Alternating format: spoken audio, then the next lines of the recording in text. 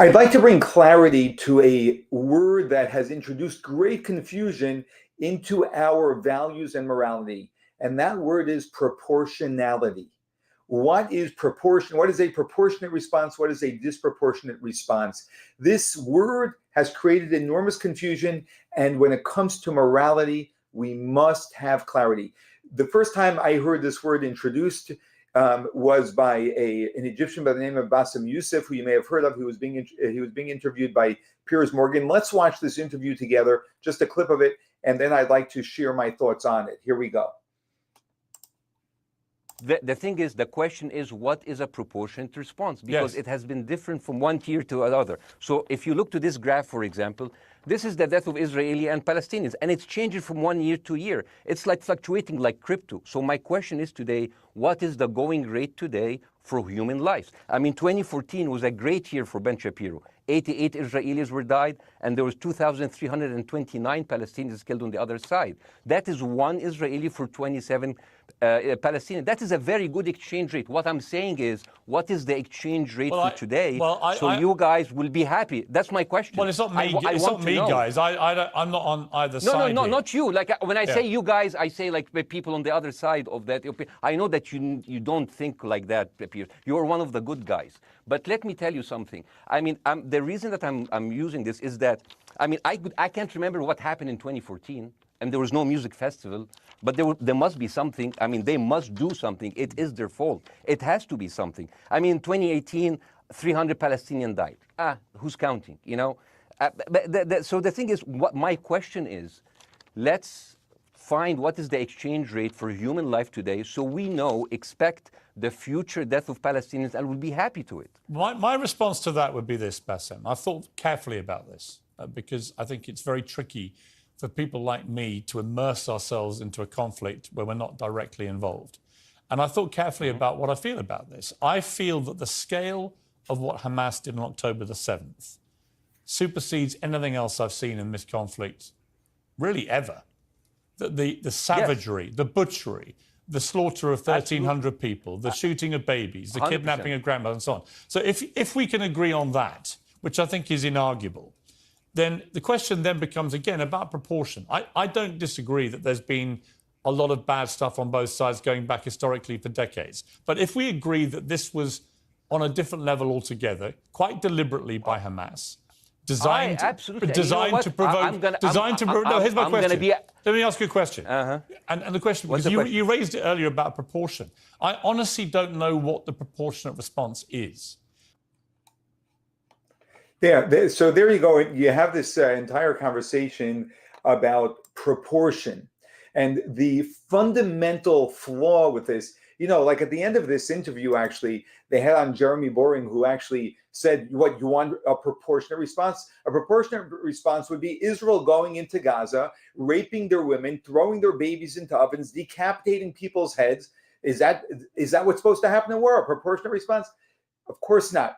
That is completely ridiculous. There is no proportion when it comes to war, and more importantly, there's no proportion when it comes to life. This is what we need to understand. A life truly, from a Jewish values perspective, has infinite value. So there is no proportion here. There is only who it is that is the perpetrator and who is the innocent person who is the victim of the perpetrator. That is the only question over here. So the whole conversation of numbers is wrong, and that's the reason why when people, you know, when they also will always say, well, you have to understand this in the greater context. When someone says that, what they're actually saying is that there are times when you can justify the murder of people because there's a context that justifies just murdering innocent civilians. That's exactly what that response is. There is no room for that in any divine morality or any divine ethics. There's no room for that in Torah at all. Context will never justify murdering innocent civilians because you feel oppressed or whatever the issue may be. In fact, I were to ask this question: if there is a man who's holding a gun to the head of an innocent person, do you have the right to kill the person who is holding a gun to the head of an innocent person? You may answer, the answer is yes, you have a right to. I will tell you that no, you don't have a right to. What? That's right, you don't have a right to. You have an obligation to. There is actually a moral obligation to kill the person who is threatening someone else's life. Let me ask you this question. If there were two people with guns standing by one innocent person's life, what is your obligation to kill both of them? Is that proportionate? They're only threatening one life. Maybe we should let them kill that one life and save two lives. No, this has nothing to do with numbers. It has to do with a presence that is a threat to innocence. And that presence, whatever that presence is, however large it may be, if it is in the way of saving an innocent life, we will eliminate it. What happens if there are 5 people? What happens if there are 10 people threatening one life? And we can take out all 10 to save that one life. What do? 20, 30, 40. The number does not matter. We have to be clear about this. The number does not matter, because God teaches us the highest value is human life. That is the highest value. And the irony is that when you have a group of people who are a part of, okay, by choice or not by choice, but they are a part of threatening innocent lives, that entire entity is a problem, and they are threatening innocent lives. And therefore, if it is necessary to eliminate them in order to save innocent lives, then we are not allowed to kill them. We are obligated to kill them. Again, if we don't have to kill them, we can just injure them, and that would stop the threat. That's all that we do. But if we have to kill them to stop them threatening an innocent life, that is divine morality.